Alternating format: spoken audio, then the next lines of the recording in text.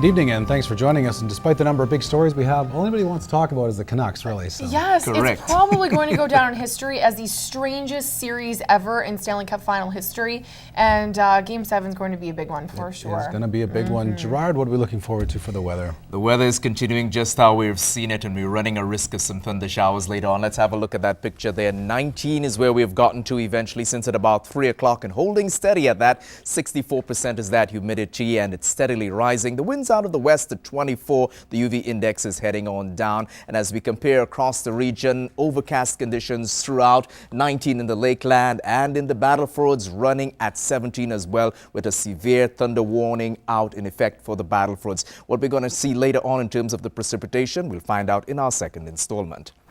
The Postal Workers Union has been undertaking job action for the past 12 days with rotating strikes in various cities.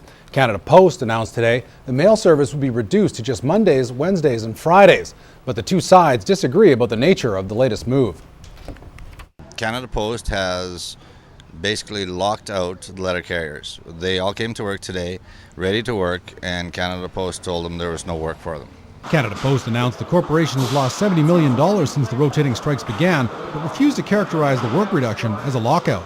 We've seen a huge drop in volumes as people are reluctant to put stuff in the mail stream. So we've simply had to make difficult decisions to reduce our costs. Local workers held a barbecue today to bring awareness to the delivery cutbacks with all proceeds to the SPCA. The union disputes Canada Post numbers, saying they're exaggerated. It hasn't affected Lloydminster at all. We haven't been on strike. There's been very little mail decrease, definitely not 50%. It's just been business as usual until today. But Hamilton asserts that targeting Canada Post hubs in Toronto and Montreal today will have a damaging ripple effect. 60% of the country's mail moves through there, so it's not just the letter carriers, it's our major mail processing facilities that they're shutting down, which is crippling our ability to run this business. This latest escalation seems like the beginning of the end for some union members, but they're standing their ground for now. It feels like they're pushing for a general strike because then it can get legislated and we can go back to work with the deal that they want. Our demands were not excessive. It was mainly to keep what we have, and they want rollbacks, and quite large ones. But from the corporation's perspective, the union's actions are ultimately counterproductive because they undermine the income stream. We're in the delivery business. People hand us things to deliver and expect that it gets delivered. That's how you build a delivery business. It's on certainty. And the minute you can't provide that certainty, people start to look elsewhere. While both sides are still at the bargaining table, this latest development underscores how far apart they still remain. It resulted in serious injuries, but so far, no one has died from a truck and quad collision head-on yesterday afternoon. Kitscoty area emergency crews responded at 3 o'clock to Township Road 490 and Range Road 11. Police say it appears the quad started heading south on the Range Road when it collided head-on with that oncoming truck. The 19-year-old driver of the quad was not wearing a helmet at the time. He was transported to the Lloydminster Hospital and then later to Edmonton, where he's in stable condition. No charges have been laid and alcohol is not believed to be a factor. The investigation continues. Getting in to see a doctor in the border city may be an even more tedious wait than before. A rep from the Lloydminster and Health District Council recently addressed the Yellowhead East Health Advisory Council in an attempt to find a solution. Kathy Lee has local reaction from residents and physicians about the problem. Deb Killam has had 3 of her doctors leave the border city, and the search for yet another one is wearing her down. A doctor is like a relationship, and when a doctor leaves, it's like a divorce. Killam says finding a doctor to stay is just part of the problem. The wait times to see one is even worse. We sat in emergency for 5 hours. The poor kid is miserable.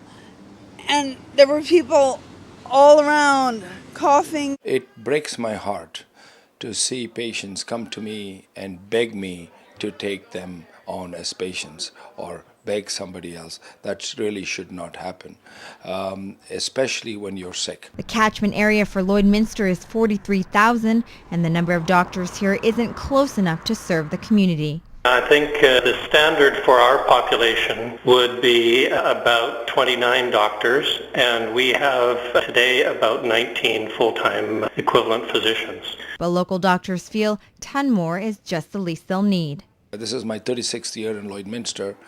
and looking at the stresses and strains and the neighboring communities that are looking to Lloydminster for more service, I would say even 15 would be a more adequate number. Being a bi-provincial city that requires 2 licenses to practice, recruitment is difficult. Some of those costs are expensive, and we're trying to encourage both provinces to come to a conclusion that maybe they should split the fees that these dual licensing bodies are charging. While there's still much to improve, the future of Lloydminster's healthcare system is looking positive, with the Yellowhead East Health Advisory Council on board. We will support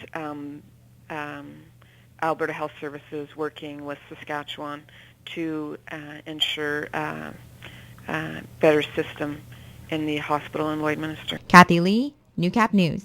Staff and students at Lloydminster Comprehensive High School offered a helping hand during today's lunch hour. For several weeks, members of the school have been busy raising funds for underprivileged children in Africa. Jack Haskins was at their final fundraiser today and brings us the story. This was the final push for the Hands at Work project. Months of fundraising have brought them to within $600 of reaching their final goal.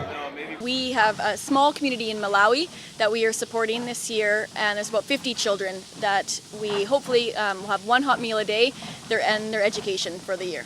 Along with raising funds for the children in Mawali, the staff and students at the comp have been interacting with the kids throughout the year.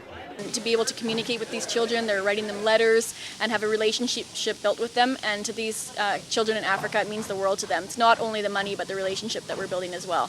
The students took the Hands at Work project by the horns. They organized a handful of successful events which helped them raise thousands of dollars. You look at everything that we have here in Canada for our schools, and they have next to nothing compared to us, so it's so important to give them a chance to have the same education as we do and the same chance to build relationships and friendships. The barbecue helped push the school to meet their goal of $9,000. Jack Haskins, Newcap News.